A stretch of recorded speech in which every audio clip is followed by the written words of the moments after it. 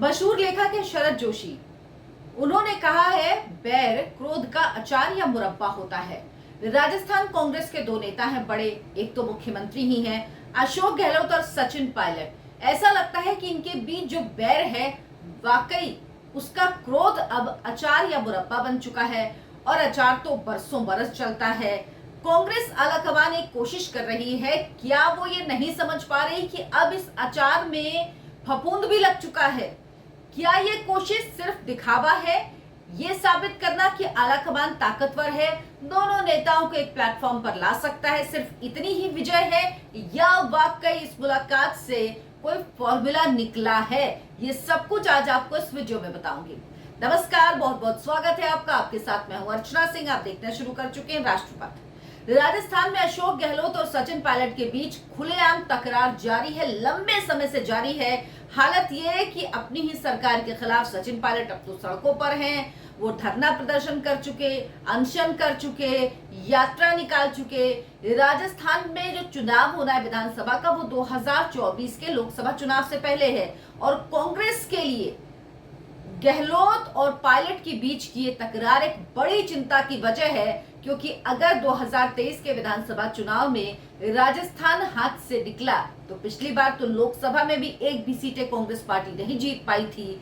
तो विधानसभा में अगर स्थिति खराब हुई तो वो जो सपने देख रही है 2024 लोकसभा के, उसका क्या होगा? आलाकमान ने दोनों के बीच सुलह कराने के लिए दोनों को दिल्ली तलब किया। दोनों आए, 4 घंटे तक लंबी बैठक चली। पहले बातचीत हुई अशोक गहलोत से अकेले में, फिर बातचीत हुई सचिन पायलट से अकेले में, फिर दोनों को साथ बिठाकर आमने सामने बातचीत की गई। कहा गया था इस मीटिंग के बाद, इस बैठक के बाद, जो लंबी कवायद चल रही, इसके बाद एक प्रेस कॉन्फ्रेंस होगी। लेकिन प्रेस कॉन्फ्रेंस तो हुई नहीं। मीडिया के सामने एक तस्वीर आई जिसमें मीडिया के सामने मतलब ये लोग खुद आए। वेणुगोपाल थे एक तरफ बीच में वेणुगोपाल थे, एक तरफ सचिन पायलट और एक तरफ अशोक गहलोत। अब ये तस्वीर दिखाने के लिए क्या पूरी कवायद की गई थी। पूरा जयपुर से दिल्ली तक का सफर इन लोगों ने तय किया। यहाँ पर केसी वेणुगोपाल बीच में खड़े हुए थे। आप दोनों की, अशोक गहलोत और सचिन पायलट की भाव भंगिमाएं देखिए, बहुत कुछ तस्वीर साफ हो जाती है। अशोक गहलोत तो फिर भी मुस्कुरा रहे थे, लेकिन सचिन पायलट के चेहरे पर कोई भाव नजर नहीं आए। एक बार आप उनके चेहरे पर मुस्कुराहट नहीं देखेंगे, या ऐसा नहीं लगा कि जो कुछ भी वेणुगोपाल कह रहे हैं उसमें कोई सहमति उनकी नजर आ रही है। अच्छा, कोई ये नहीं कह सकता इनका चेहरा भाव भंगिमा देख के कि कहीं से कोई पीस फॉर्मूला तय हुआ है, कहीं से कोई रास्ता है निकला है इस पूरे 4 घंटे की कवायद के बाद। तो अशोक गहलोत और पायलट ने तो इस प्रेस कॉन्फ्रेंस में, या कहिए बातचीत में, क्योंकि ये प्रेस कॉन्फ्रेंस थी ही नहीं, सिर्फ वेणुगोपाल ने अपनी बात कही, वो भी सिर्फ 2 लाइन में। लेकिन गहलोत और पायलट दोनों खड़े रहे, दोनों ने एक शब्द नहीं बोला। अब केसी वेणुगोपाल ने क्या कहा? वही कहा जो रटी रटाई लाइन है। राजस्थान में एकजुट होकर हम चुनाव लड़ेंगे। इस बात पर अशोक गहलोत और सचिन पायलट ने भी अपना समर्थन दिया है।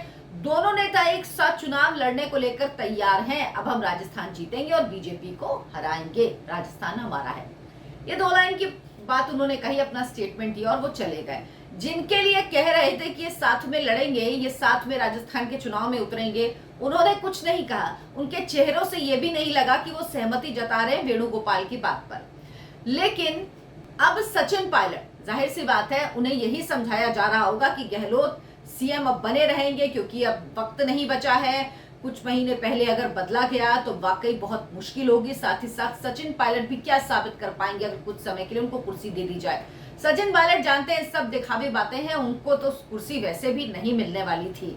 तो ये साफ है, अशोक गहलोत कहीं से सीएम पद नहीं छोड़ने वाले, ये बिल्कुल तय है।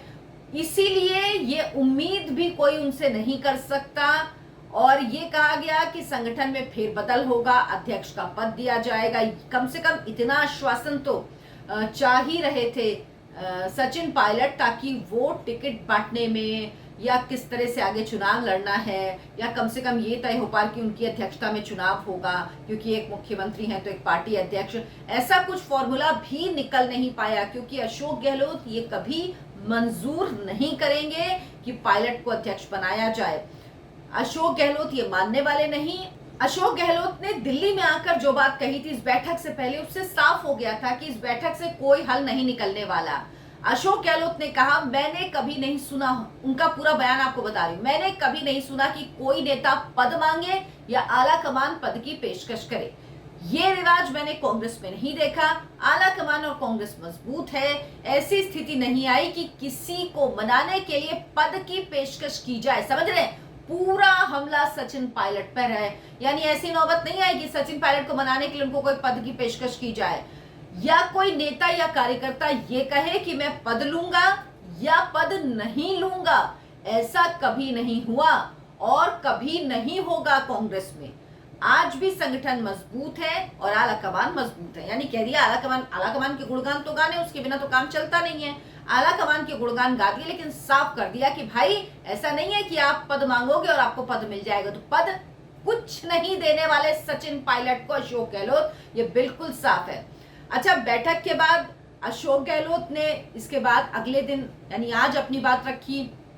उनसे जब पूछा पत्रकारों ने तो उन्होंने कहा अब खड़गे जाने और उनका काम, पायलट का रोल हाईकमान तय करेगा। साथ ही उन्होंने एक नसीहत भी दी। तो सचिन पायलट को नसीहत देने से कभी चूकते नहीं। उन्होंने कहा कि सोनिया गांधी ने एक बार कहा था कि धैर्य रखें, पार्टी में सब कुछ मिलेगा, पार्टी सब कुछ देती है। तो एक तरह से कह लीजिए उन्होंने सचिन पायलट को सलाह दी कि आप धैर्य रखिए। उन्होंने कहा मैं 3 बार मुख्यमंत्री रह चुका हूं, मुझे सब कुछ मिल चुका है, मेरी भूमिका तय है। उन्हें पता है अपनी भूमिका। उन्होंने कहा, पायलट पत्रकारों ने पूछा साथ मिलकर काम करेंगे, उनका पार्टी में है तो करेंगे ही। मतलब उनको कोई फर्क नहीं पड़ता, ना ही इस बैठक से कोई हल किसी तरह का कुछ निकलने वाला है।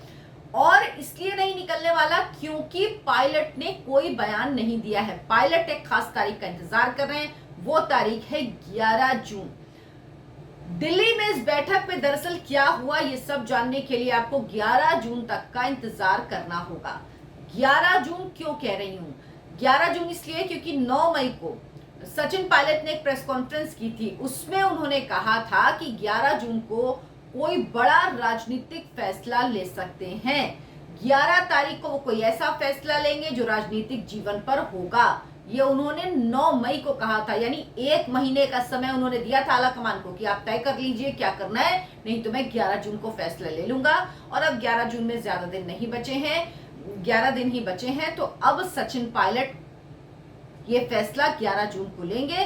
11 जून की तारीख इसलिए क्योंकि इसी दिन उनके पिता राजेश पायलट की जयंती भी होती है। और ये तारीख ऐसी है जो ये साफ कर देगी, बिल्कुल साफ कर देगी कि जो बैठक हुई, दरअसल 29 मई की बैठक का नतीजा अगर आपको जानना है तो वो आपको 11 जून को पता लग जाएगा।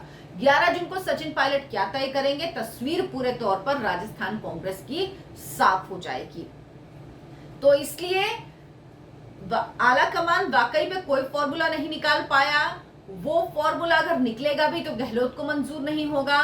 पायलट ने भी कोई फॉर्मूला नहीं, जो वो चाह रहे होंगे वो फॉर्मूला नहीं दिया गया। यानी जो भी बातें हुई है ना, वो सिर्फ एक फोटो अपॉर्चुनिटी थी और सिर्फ हवा हवाई थी। राजस्थान कांग्रेस में कोई बदलाव नहीं हुआ है। और ऐसा होता नहीं है कि अगर आपके मन में भेद है, अगर आपके मन में इतनी दूरियां हैं तो एक बैठक होगी और सब कुछ दूर हो जाएगा। ऐसी बैठक तब भी हुई थी जब राजस्थान चुनाव के नतीजे आए थे 2018 में, दोनों को साथ बिठाया गया था। सोचिए वैसी फोटो नहीं आ पाई जिसमें दोनों को साथ बिठाया। फिर राहुल गांधी ने दोनों के साथ मुस्कुराते हंसते फोटो खिंचाई थी। आश्वासन दिया गया था सचिन पायलट को कि 2.5 साल के बाद आपको मुख्यमंत्री का पद दिया जाएगा। तो अब दरअसल सचिन पायलट को कोई उम्मीद नहीं है आला कमान से। वो जानते हैं कि आला कमान कुछ दे नहीं सकता राजस्थान में उनको। और गहलोत को आला कमान से कोई डर नहीं है। उन्हें पता है कि उनका मुख्यमंत्री पद कोई नहीं छीन सकता क्योंकि उनके साथ बहुमत है। दूसरी चीज, सचिन पायलट की एक दिक्कत और है, वो कमजोर नेता है। वो मजबूत नेता नहीं है, वो कमजोर नेता है। अगर ऐसा नहीं होता तो उन्होंने कब का फैसला ले लिया होता। ऐसा इतने अपमान के बाद वो पार्टी में नहीं रहे। तो जरूरी नहीं है बीजेपी में जाए, उनके पास और भी ऑप्शन हो सकते थे। अपनी पार्टी बना सकते थे, हनुमान बेनीवाल की पार्टी के साथ जा सकते थे, या कोई और विकल्प वो तलाश सकते थे। लेकिन उन्होंने ऐसा नहीं किया। तो ये दिखा रहा है कि वो वाकई उनकी स्थिति वो है नहीं जो वो दिखा रहे हैं। तो राजस्थान कांग्रेस की आंतरिक राजनीति अब कांग्रेस के लिए मारीचिका की तरह साबित हो रही। मारीचिका जिसमें दूर से आपको पानी दिखता है कि पानी है, लेकिन दरअसल पानी होता नहीं है। जिसमें कांग्रेस प्यास बुझाने के लिए पानी ढूंढ रही है, लेकिन फिलहाल पानी मिलने का कोई जरिया कहीं दिखाई नहीं दे रहा। तो अगर आपको मेरा कंटेंट पसंद आता है तो लाइक करें, शेयर करें और चैनल को सब्सक्राइब जरूर कर लें। नमस्कार।